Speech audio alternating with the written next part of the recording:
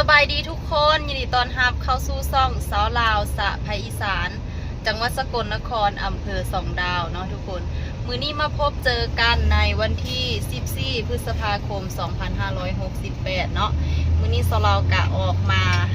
เบิ่งบ้านเบิ่งเมืองเนาะทุกคนออกมาเปิดหูเปิดตาเนี่ยจักหน่อยเพราะว่าสาวลาวกะคุกคีอยู่แต่กับน้องควายเนาะทุกคน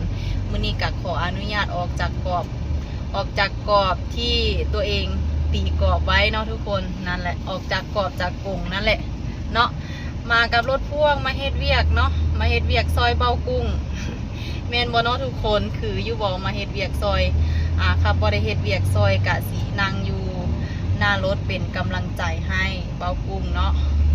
มื้อนี้ก็ปล่อยให้ลูกชายเลี้ยงคนเดียวให้ลูกชายเบิ่งน้องควายไปก่อนเนาะเพราะว่าแม่ก็แอวเบากุ้งนี่แหละอยากออกมาข้างนอกเปิดหูเปิดตาเบากุ้งกะอนุญาตให้มือนึงเนาะให้มาออกมาเบิ่งบ้านเบิ่งเมืองน้ำหมู่นั่นแหละแก้เครียดเนาะทุกคนอยู่แต่มองเก่าหลายกันน่าเบื่อเซ็งเนาะกลับมาแก้เซ็งจักหน้อยมื้อนี้สลากะออกมา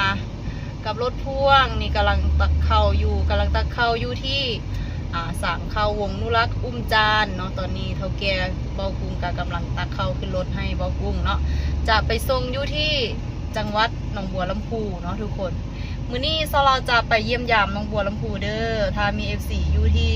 หนองบัวลำพูกะ สบายดีทักทายสบายดีเนาะตอนนี้กะเวลา11 โมงครึ่งเนาะ11 โมง 30 นาทีเนาะจะไปเยี่ยมยามจะไปเที่ยวอยู่ที่หนองบัวลำพูบ่ฮู้ว่าหนองบัวลำพูมีอหยังเปลี่ยนแปลงในเนาะเรากะโดนเติบแล้วบ่ได้ไปเนาะบ่ได้ไปเยี่ยมยามคืนฮอดเด้อคืนฮอด FC หนองบัวลำพูอยู่เนาะทุกคนเป็นจังใดเดี๋ยวเราจะถ่ายวิวบรรยากาศให้เบิ่งเนาะน้ำทางไปน้ำกันเนาะนั่นแหละเนี่ยตอนนี้ไงงองหลายประสันนะคันคายมื้อนี้กะอากาศดีเนาะบรรยากาศดีอยู่อากาศแจ่มใสเป็นจังใดเดี๋ยวเราจะอัปเดตบรรยากาศวิวทิวทัศน์ไปน้ำทางให้ทุกคนได้เบิ่งชมไปน้ำกันเนาะทุกคนตอนนี้ก็ออกเดินทางมาฮอดไฟแดงบิ๊กซีอุดรธานีเนาะในเวลา 12 โมง 51 นาทีฝนกระตกหากระเซาทางกระเปียกๆแน่นิดนึงเนาะเอาไป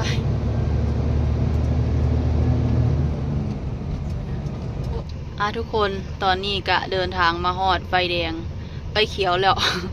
น้องวัวซอเนาะทุกคน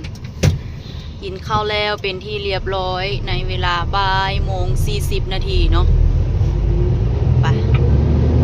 ทางพูนอยู่ทางน้องบัวนี่ก็ทำท่าคือฝนสิตกเนาะเป็นมืดๆอยู่ทางฝน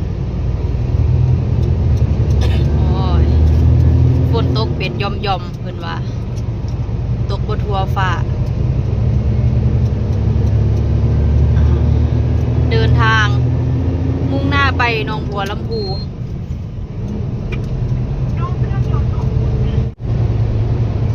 ทางบ่นิ่งเลยก็ได้มัดเสียบทางแล้วใครยังลึงอยู่เข้าไปพอดก็เห็นรถ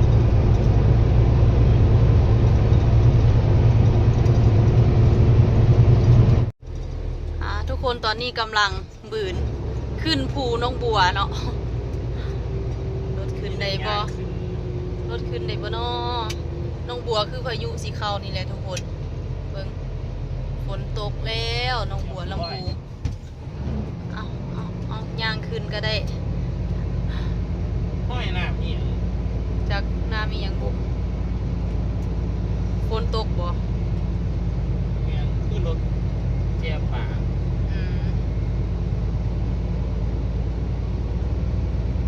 ทุกคนตอนนี้กำลังลงภูหนองบัวเนาะโอ้ยฝนตกห่ำแล้วแบบนี้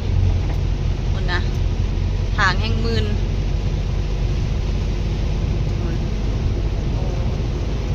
ไม่ค่อยเด้อ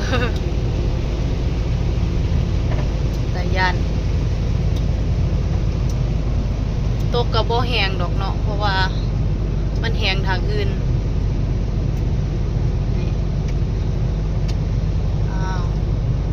ฮอด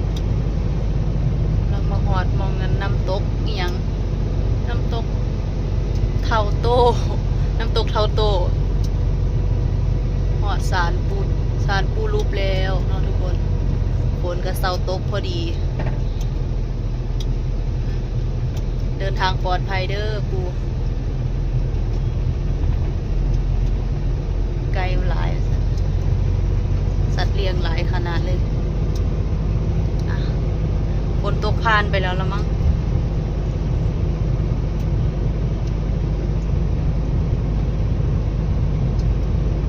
ฝนมันตกผ่านไปแล้วเนาะทุกคนเห็นแต่ทางเปียก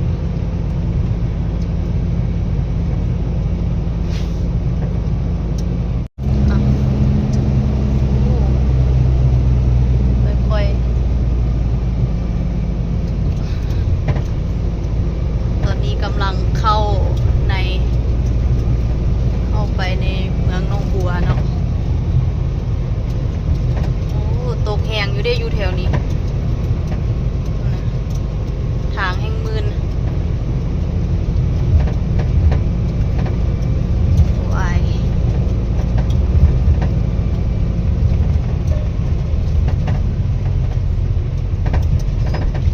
ว่าสิพาเมืองซะ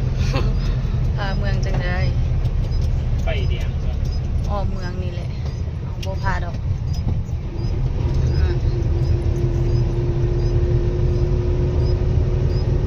ให้เบิ่งวิวธรรมศาสตร์หนองบัวลำพูทุกคนฝนกำลังแยะๆอยู่จิตเศร้าก็บ่เศร้าจิตตกแหงก็บ่ตกเนาะนะโอ้ยธรรมศาสตร์หนองบัวลำพูรถกำลังออกโตเนาะทุกคนเมื่อกี้ติดไฟแดงเอาไปทุกคนตอนนี้เฮากะมาฮอดจุดหมายปลายทางของเฮาแล้วเนาะนี่กำลังปัดใบไม้ฮอดหงสีแล้วในเวลาบ่าย2:23 นาที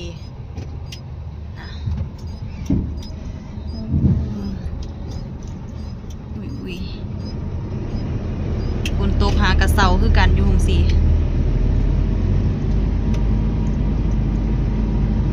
อ้าววิ ทางขึ้นตะสั่งรถ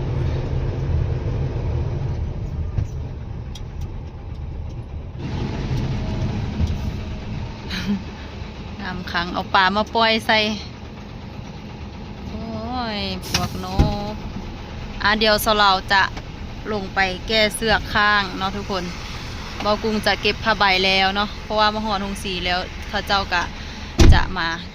กวดเข้าของเฮาเนาะเอาเข้าเขาไปกวดเบิงเนาะเดี๋ยวเราไปแก้เสือกซอยเบากุ้งก่อนเฝ้าเฮ็ดเพราะว่าเบากุ้งจะมีงานต่ออีกเนาะทุกคนทุกคนตอนนี้เรากะแก้เสือกข้างแล้วเป็นที่เรียบร้อยเนาะแล้วเบากุ้งกะนี่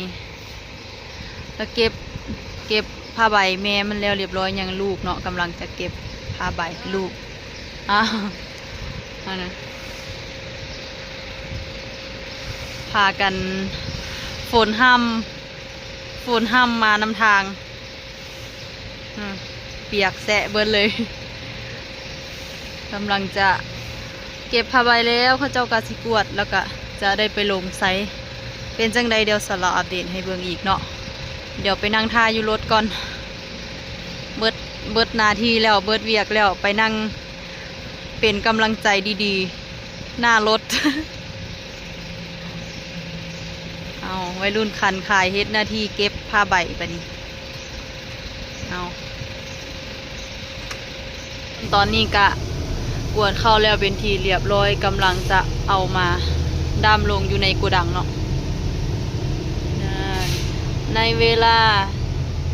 บ่าย2:58 นาทีเนาะทุกคนตอนนี้กะดำเข้าลงแล้วเนาะกำลังจะไปสร้างออกเสร็จสิ้นไปแล้ว1 ภารกิจเนาะเหลืออีก1 ภารกิจลุยงานต่อท้อได้แต่ถอยบ่ได้มีภาระการใช้จ่ายหลายก็ต้องลุยอย่างเดียวตอนนี้กะเวลาบ่าย3:12 นาทีเนาะฟังครึ่งก่อน ทุกคนตอนนี้กะเวลาบ่าย3:30แล้วเนาะทุกคน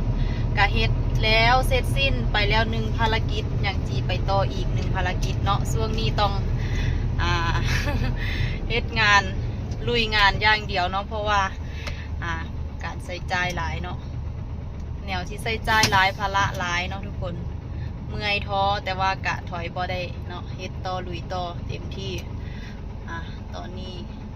ก็สั่งออกแล้วเป็นที่เรียบร้อยแหละกำลังจะพากันลุยงานอีก1งานเนาะ